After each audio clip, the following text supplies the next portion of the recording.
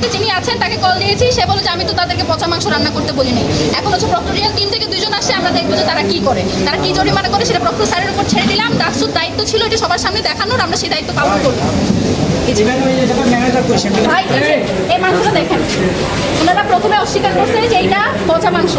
আমি প্রথমে ভাবছি যে সিদ্ধ মাংস কিনা, এটার কালার সিদ্ধ করলে যেরকম হয় যে মাংস অলমোস্ট ওইরকম হয়ে গেছে। তখন তারা বলছে ফ্রিজে রাখার কারণে, তখনও পর্যন্ত একবার অস্বীকার করে না যে এটা রান্না হবে না। তারপরে যখন এটা নাকে দিয়ে যখন বুঝলাম যে এইটার অবস্থা দেখেন, তারপর নাকে দিয়ে যখন বুঝলাম যে এটা রান্না করা যাবে না, তখন তাদের কাছে জিজ্ঞেস করলাম এটা আপনারা খাবেন কিনা। তারা বলছে আমরা এটা খাবো না। তারপর এটা রান্না হবে কিনা, বলে যে হ্যাঁ রান্না হবে। কেউ কোনো জবাব দিতে পারতেছে না, একজন বলছে রান্না হবে। এরপরে আপনাদের স্টাফ বলছে কোন এই জায়গা আমাদের রেকর্ডিং আছে। বাবুর্চি আসলো, বাবুর্চি এসে বললো যে এটা রান্না হবে না, তারা নতুন মাংস আনতে পাঠাইছে অলমোস্ট 10-15 মিনিট পর। তারপর হচ্ছে তারা বললো যে তারা মাংস আনতে পাঠাইছে এবং সেই মাংসটা এই যে এখন তারা নিয়ে আসছে। এটা ভাউচার আছে, কিন্তু এই মাংস কখন কেনা হয়েছে, এটা রান্না আদৌ হবে কি হবে না সেটার কোনো দিতে পারে না। ডাকসুর সদস্য হিসেবে আমাদের দায়িত্ব হচ্ছে হলো প্রশাসনকে দেখা দেওয়া।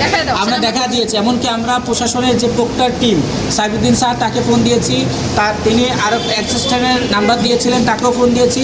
আমরা প্রক্টর টিমের সবাইকে জানিয়েছি এবং এই টিএসসির যিনি ডিরেক্টর পরিচালক ফারজানা ম্যাম, তাকেও আমরা জানিয়েছি যে এই অবস্থা। এবং আমরা হাতে নাতে এই যে ডকুমেন্ট সহ তিনি এখন যে নিয়ে আসছেন, আমরা প্রথম যখন আসছি তখন কিন্তু তারা সরাসরি বলেছে যে এই মাংস রান্না করা হবে, তারা খাওয়ানো হবে। তখন তারা একবারের জন্য স্বীকার যায়নি যে মাংসটা নষ্ট।